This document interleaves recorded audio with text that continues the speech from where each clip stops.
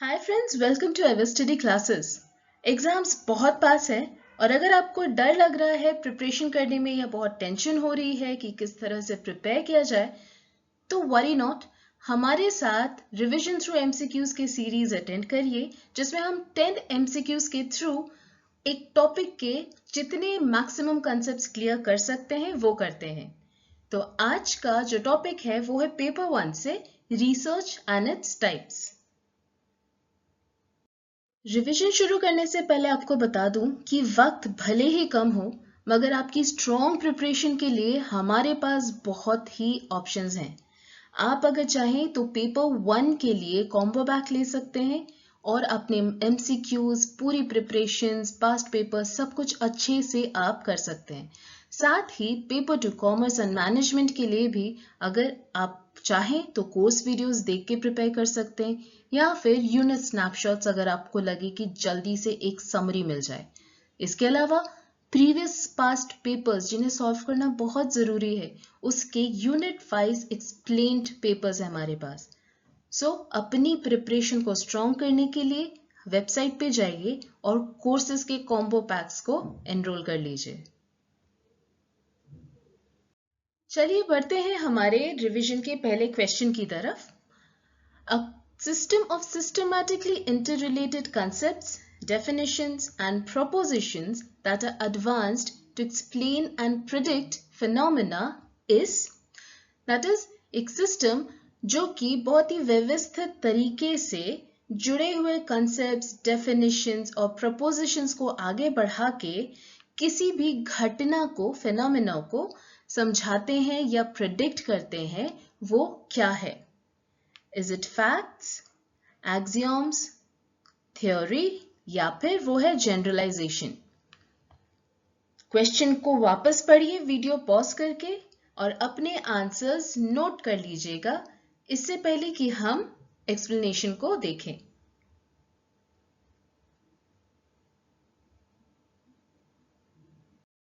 तो चलिए देख लेते हैं वो चारों टर्म्स क्या है और फिर देखेंगे सही आंसर कौन सा है। तो फैक्ट्स होते हैं वो इवेंट्स या ऑब्जेक्ट जो असल में हुए हैं, एक्चुअली एग्जिस्ट्स या मौजूद हैं और जिसे वेरीफाई भी किया जा सकता है। For example, my birthday is in January, या फिर स्क्वायर के 4 straight equal sides and right angles होते हैं। ये एक फैक्ट है या ऑब्जेक्ट है जो एग्जिस्ट करते हैं और इसके प्रॉपर्टीज एंड कैरेक्टरिस्टिक्स हम वेरीफाई भी कर सकते हैं। So these are facts. Axioms क्या होते हैं?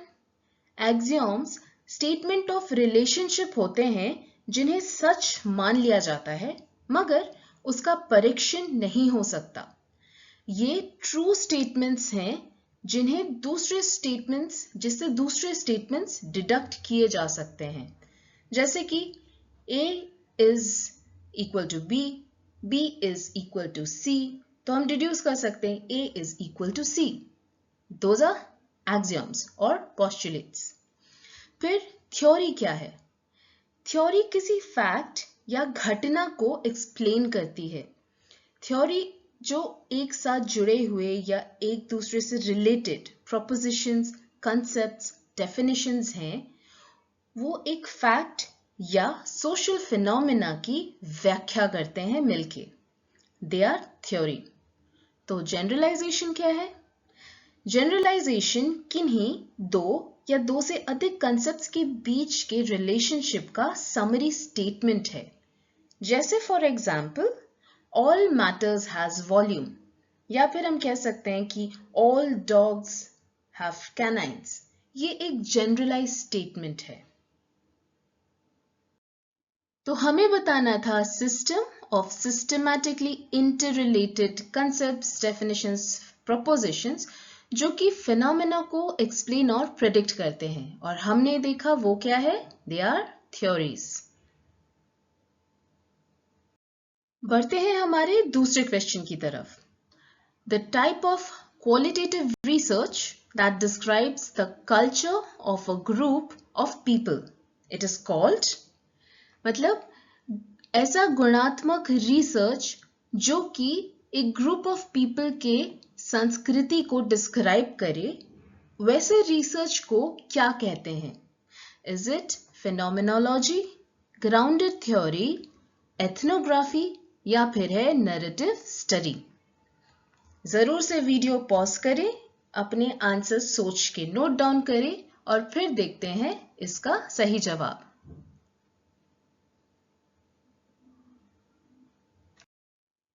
तो चलिए जान लेते हैं फेनोमेनोलॉजी, ग्राउंडेड थ्योरी, एथनोग्राफी और नैरेटिव स्टडी के बारे में। ये सारे ही जो हैं ये क्वालिटेटिव रिसर्च के टाइप्स हैं। ग्राउंडेड थ्योरी में रिसर्चर इंडक्टिव रीजनिंग से थ्योरीज डेवलप करते हैं अपने टॉपिक ऑफ इंटरेस्ट से रिलेटेड डेटा को कलेक्ट करके। एथनोग्राफी में रिसर्चर्स खुद को पूरी तरह से किसी ग्रुप के तौर तरीके में डुबा देते हैं उनके संस्कृति को समझने के लिए। फेनोमेनोलॉजिकल रिसर्च में रिसर्चर किसी इवेंट की छानबीन करते हैं, उसमें मौजूद जो पार्टिसिपेंट्स होते हैं उनके एक्सपीरियंसेस को इंटरप्रेट और डिस्क्राइब करके। और नैरेटिव रिसर्च में रिसर्चर स्टोरीज के माध्यम से पार्टिसिपेंट्स के भाव और एक्सपीरियंसेस को समझने की कोशिश करते हैं, फिर उसे डिस्क्राइब करते हैं। तो ये थे क्वालिटेटिव रिसर्च के अप्रोचेस या टाइप्स। तो हमसे पूछा था टाइप ऑफ रिसर्च जो कि culture of a group of people को डिस्क्राइब करे। So the correct answer is ethnography. बढ़ते हैं हमारे तीसरे क्वेश्चन की तरफ। यहाँ पे पूछा है कि एक रिसर्चर टाइप 1 एरर कब कमिट करता है? जब वो एक्सेप्ट करता है नल हाइपोथेसिस को जबकि वो गलत है, या फिर वो नल हाइपोथेसिस को रिजेक्ट करता है जब वो गलत है, या फिर वो नल हाइपोथेसिस को रिजेक्ट करते हैं जब वो सही है, या फिर वो नल हाइपोथेसिस को रिजेक्ट करते हैं जबकि वो सही है। इनमें से टाइप 1 एरर का कौन सा सिचुएशन है?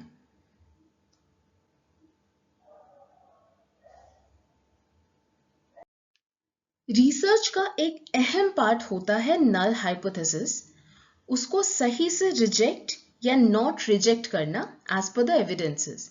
मगर बहुत बार गलतियां हो जाती हैं, जैसे यहां पे बताया गया है through type 1 error and type 2 error. So type 1 error जो है इसमें नल हाइपोथेसिस को रिजेक्ट किया जाता है जबकि वो सही है। इसको फर्स्ट काइंड ऑफ एरर भी कहते हैं। अगर कोर्ट रूम के एग्जाम्पल से इसको समझा जाए तो कह सकते हैं किसी निर्दोष को सजा दे देना, दैट इज टाइप 1 एरर, कि सही होते हुए भी उसको रिजेक्ट किया गया। इसे फॉल्स पॉजिटिव भी कहते हैं और टाइप 1 एरर की जो प्रोबेबिलिटी है उसको अल्फा से डिनोट करते हैं।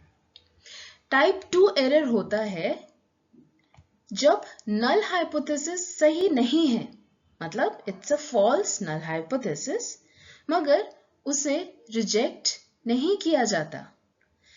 इसको सेकंड टाइप ऑफ एरर भी कहा जाता है। कोर्ट रूम के एग्जाम्पल से अगर समझे तो ये होगा कि अपराधी को छोड़ दिया गया। टाइप 2 एरर को फॉल्स नेगेटिव कहते हैं और इसकी प्रोबेबिलिटी को डिनोट करते हैं बीटा से। और ये जो है 1 माइनस बीटा, ये है पावर ऑफ टेस्ट, मतलब टाइप 2 एरर को ना करने की क्या प्रोबेबिलिटी है। सो हमसे पूछा गया है टाइप 1 एरर जो कि है नल हाइपोथेसिस को रिजेक्ट कर देना जबकि वो सही है।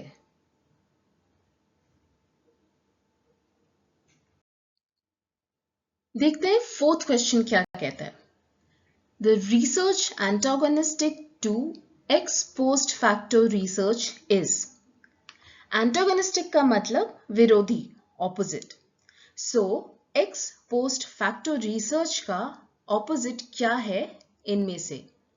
वो experimental studies है, library researchers है, नॉर्मेटिव रिसर्च है, या फिर ये तीनों ही एंटागनिस्ट है या ऑपोजिट है एक्स पोस्ट फैक्टो रिसर्च के? वीडियो पॉज करें और आंसर अपना नोट कर लीजिए जल्दी से।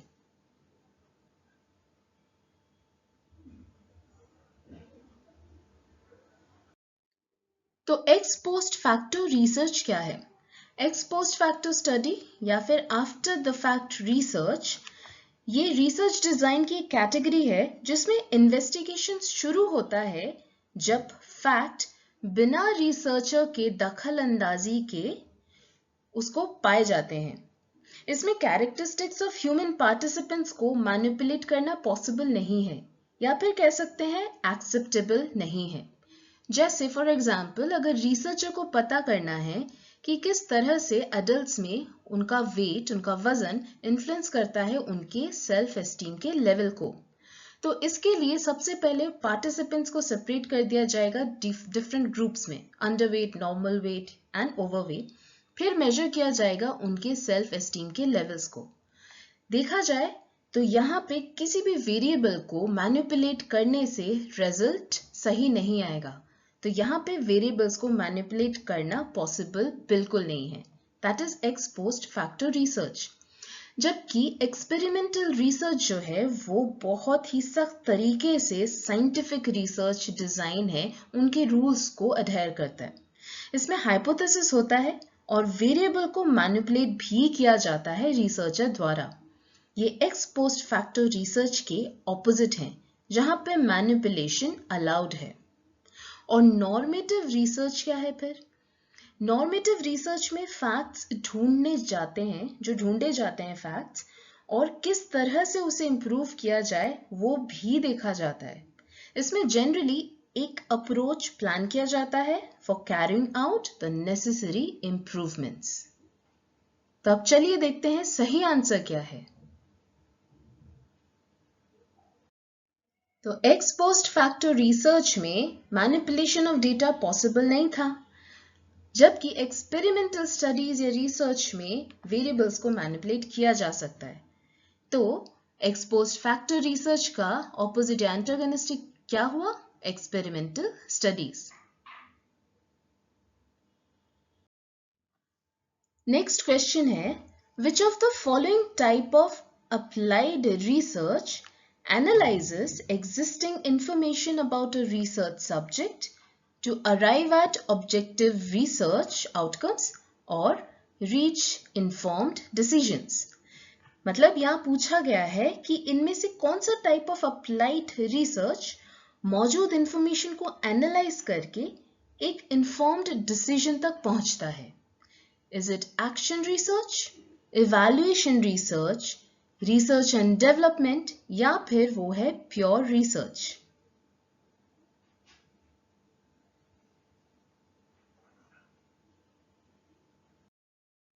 तो पहले जानना जरूरी है कि अप्लाइड रिसर्च क्या है। अप्लाइड रिसर्च इंडिविजुअल, ग्रुप या सोसाइटी के किसी स्पेसिफिक प्रॉब्लम को सॉल्व करने या इनोवेटिव सॉल्यूशन देने के लिए कंडक्ट किया जाता है। अप्लाइड रिसर्च के 3 टाइप्स हैं, evaluation research, research and development और एक्शन रिसर्च। देखते हैं ये तीनों क्या कहते हैं। इवैल्यूएशन रिसर्च जो है ये अपने ऑब्जेक्टिव रिसर्च आउटकम्स या फिर जो इन्फॉर्म डिसीजंस हैं, इन्फॉर्म नतीजे हैं, उनको अचीव करने के लिए इसको कंडक्ट किया जाता है।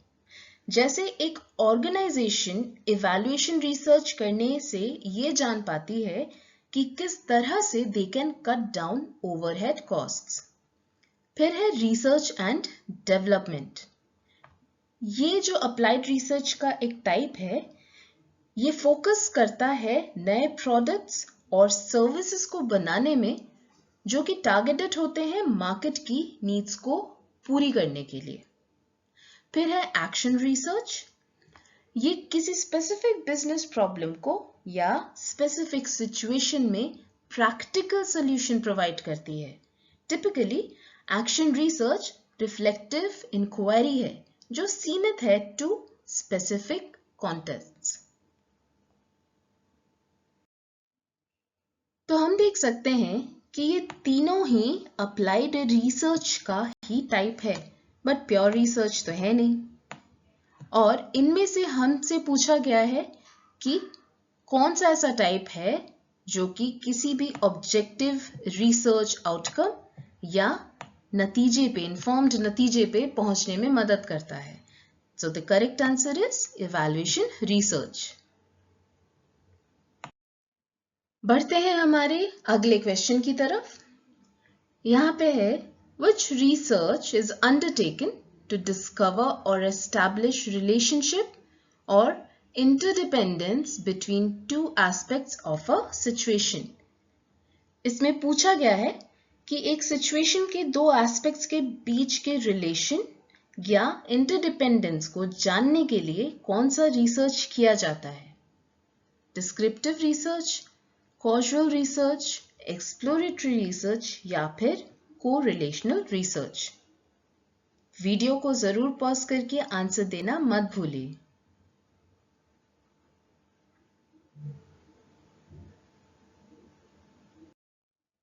चलिए देख लेते हैं ये सारे रिसर्च क्या कहते हैं। डिस्क्रिप्टिव रिसर्च किसी पॉपुलेशन, सिचुएशन या फिनोमेना को पढ़ के उसे डिस्क्राइब करती है। ये फोकस करती है on answering the how, what, when and where questions. Exploratory research जो है वो किसी प्रॉब्लम को इन्वेस्टिगेट करती है जो कि क्लियरली डिफाइंड नहीं है। ये प्रॉब्लम को बेहतर तरीके से समझने की कोशिश करती है मगर कोई भी कंक्लूसिव रिजल्ट्स नहीं देती। इसका ऑब्जेक्टिव है टू आइडेंटिफाई की इश्यूज एंड की वेरिएबल्स। फिर है कोरिलेशनल स्टडीज। ये किन्हीं दो एस्पेक्ट्स या वेरिएबल्स के बीच के रिलेशनशिप को ढूंढता है या एस्टैब्लिश करता है, स्थापित करता है।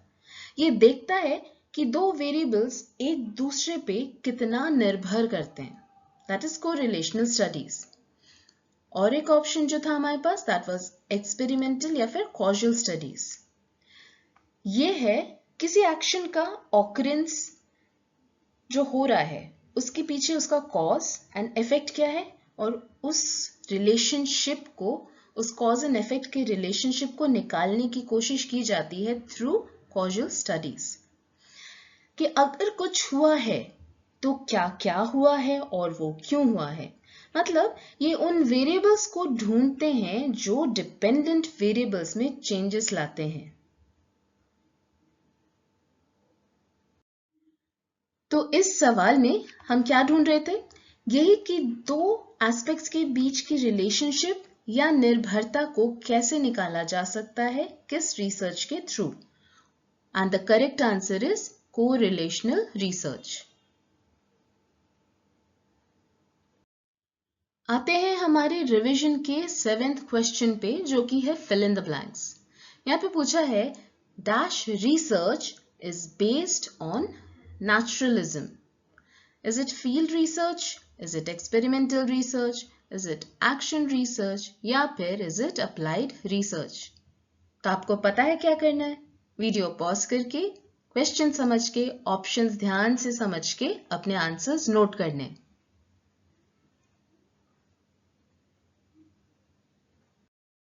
तो जानते हैं कि नेचुरलिज्म क्या है। जैसे कि वर्ड से ही समझा जा रहा है, कुछ नेचुरल या प्रकृतिवाद है। नेचुरलिस्टिक ऑब्जर्वेशन ये एक नॉन एक्सपेरिमेंटल रिसर्च का मेथड है जिसमें पार्टिसिपेंट या पॉपुलेशन को उनके नेचुरल सेटिंग में ही स्टडी किया जाता है। ये अप्रोच ज्यादातर फील्ड स्टडी में इस्तेमाल होता है या ऐसे रिसर्चेस में जो कि लैबोरेटरी या इंस्टीट्यूशन के बाहर कंडक्ट किया जाता है।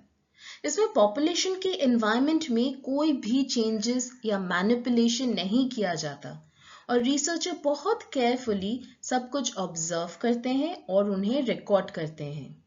और फील्ड रिसर्च या फील्ड स्टडी जो है वो भी यही करते हैं, वो रॉ डेटा कलेक्ट करते हैं आउटसाइड लैबोरेटरी, लाइब्रेरी, उनकी जो नेचुरल सेटिंग है उसमें। So coming back to the question, हम जानते हैं कि नेचुरल सेटिंग में अगर कोई भी रिसर्च कंडक्ट किया जाता है, that is field research.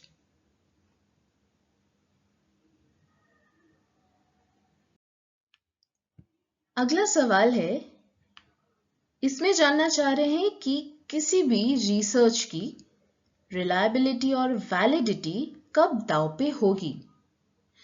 Is it तब जब the incident is reported after a long period of time, जब से वो occur हुए हैं तब से, या फिर जो ऑथर हैं जो कि सोर्स है इंफॉर्मेशन के, वो बायस्ड हैं, इनकॉम्पिटेंट है या वो झूठ बोल रहे हैं, या फिर रिसर्चर के खुद के पास सफिशिएंट नॉलेज या स्किल नहीं है कि वो लॉजिकल कंक्लूजन्स निकाल सके, या फिर ये सारे ही ऑप्शंस रिलायबिलिटी एंड वैलिडिटी को अफेक्ट करते हैं। तो आप ऑप्शंस को ध्यान से पढ़ लीजिए, आंसर्स नोट कर लीजिए और थोड़ी देर में हम डिस्कस करेंगे इसका एक्सप्लेनेशन।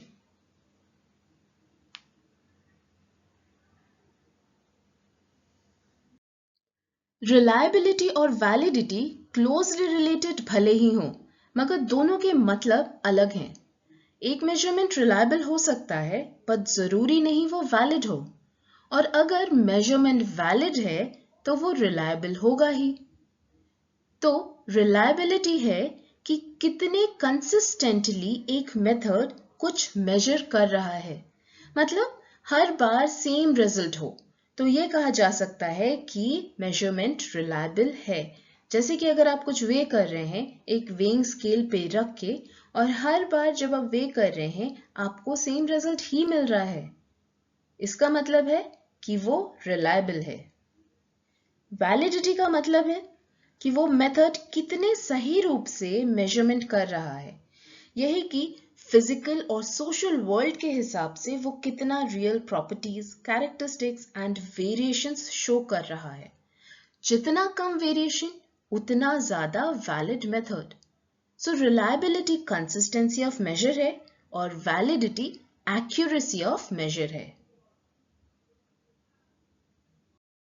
तो क्वेश्चन में दिए गए हर ऑप्शन रिलायबिलिटी और वैलिडिटी को स्टेक पे रख सकते हैं, तो सही आंसर है ऑल ऑफ द अबव। क्योंकि अगर इंसिडेंट्स को रिपोर्ट किया जा रहा है after a long period of time, जब से वो अकर हुआ है, तो ये एक्यूरेसी पे थोड़ा इफेक्ट डाल देता है, मतलब वो वैलिड होगा कि नहीं पता नहीं। फिर अगर ऑथर जो सोर्स ऑफ इंफॉर्मेशन है वो खुद ही झूठ बोल रहा हो या बायस्ड हो टुवर्ड्स समथिंग, तो उसकी रिलायबिलिटी अगेन स्टेक पे आ जाती है। सिमिलरली अगर रिसर्चर खुद ही कॉम्पिटेंट नहीं है, उसके पास सफिशिएंट स्किल्स नहीं है, नॉलेज नहीं है कि वो चीज़ों को समझ के लॉजिकल कंक्लूजन्स ड्रॉ कर सके, तो ऐसे में फिर से जो वैलिडिटी है वो स्टेक पे आ जाती है। तो ये सारे जो ऑप्शंस हैं वो validity and reliability of research को दांव पे रखते हैं। तो इस वाले क्वेश्चन में एक एग्जाम्पल दिया गया है और आपको बताना है कि ये इन चारों में से कौन सा रिसर्च है। The per capita income of India from 1950 to 1990 is 4 times। तो ये कौन सी स्टडी है? Is it social, longitudinal, cross sectional या फैक्टोरियल?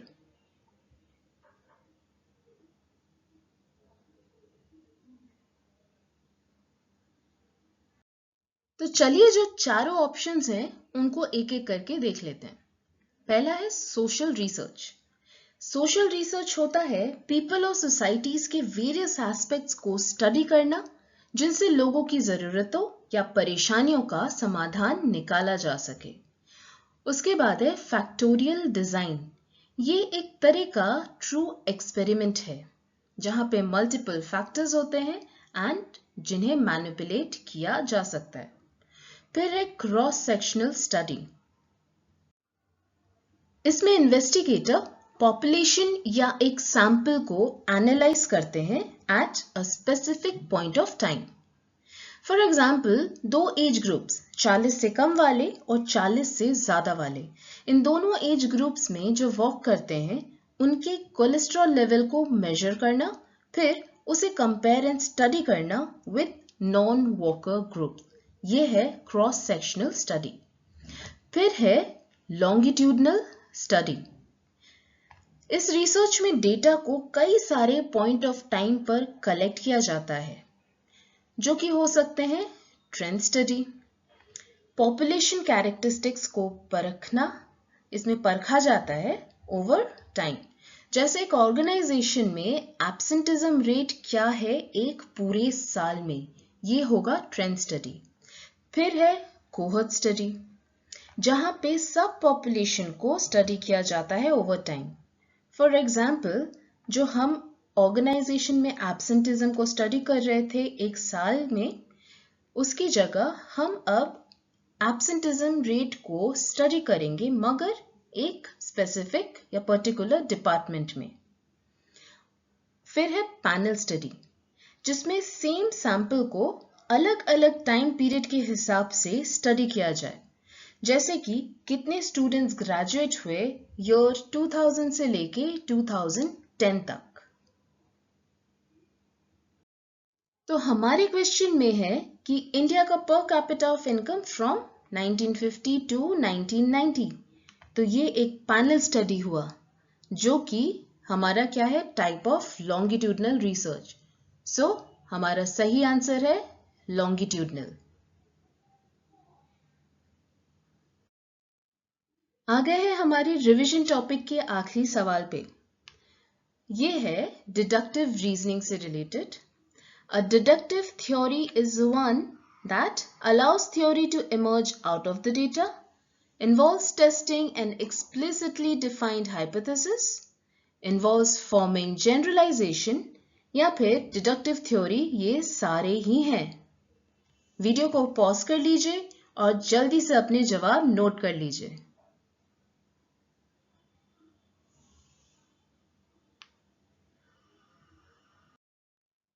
ये जो डिडक्टिव और इंडक्टिव रीजनिंग के अप्रोचेस हैं, वो अलग प्रकार के रिसर्चेस में प्रयोग आते हैं।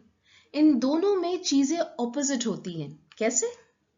जैसे इंडक्टिव रीजनिंग एक स्पेसिफिक ऑब्जर्वेशन से ब्रॉड जनरलाइजेशन की तरफ मूव करते हैं और थ्योरी डेवलप करते हैं, जबकि दूसरी ओर डिडक्टिव रीजनिंग किसी भी जनरल एस्पेक्ट से बढ़ता है टुवर्ड्स समथिंग मोर स्पेसिफिक, और ये किसी एग्जिस्टिंग थ्योरी को टेस्ट करने के लिए होता है। डिडक्टिव रीजनिंग को टॉप डाउन अप्रोच कहा जाता है और इंडक्टिव को बॉटम अप। इसमें हमारे जो इंटरेस्ट का कोई टॉपिक होता है, उसकी थ्योरी को लेते हैं, फिर उसे नैरो डाउन करते हैं इनटू मोर स्पेसिफिक हाइपोथेसिस, फिर ऑब्जर्वेशंस कलेक्ट करते हैं जो कि एड्रेस करते हैं या संबोधन करते हैं उन हाइपोथेसिस को, जो कि अल्टीमेटली हमारी मदद करता है कि हम उस हाइपोथेसिस को टेस्ट कर सके और जो थ्योरीज हैं उन्हें कंफर्म कर सके या ना भी कंफर्म कर सकते हैं। जबकि इंडक्टिव में स्पेसिफिक ऑब्जर्वेशन जो होते हैं उनमें पैटर्न्स ढूंढ के एक हाइपोथेसिस फॉर्मुलेट किया जाता है, जिसे फिर एक जनरलाइज्ड कंक्लूजन या थ्योरी का रूप दिया जाता है।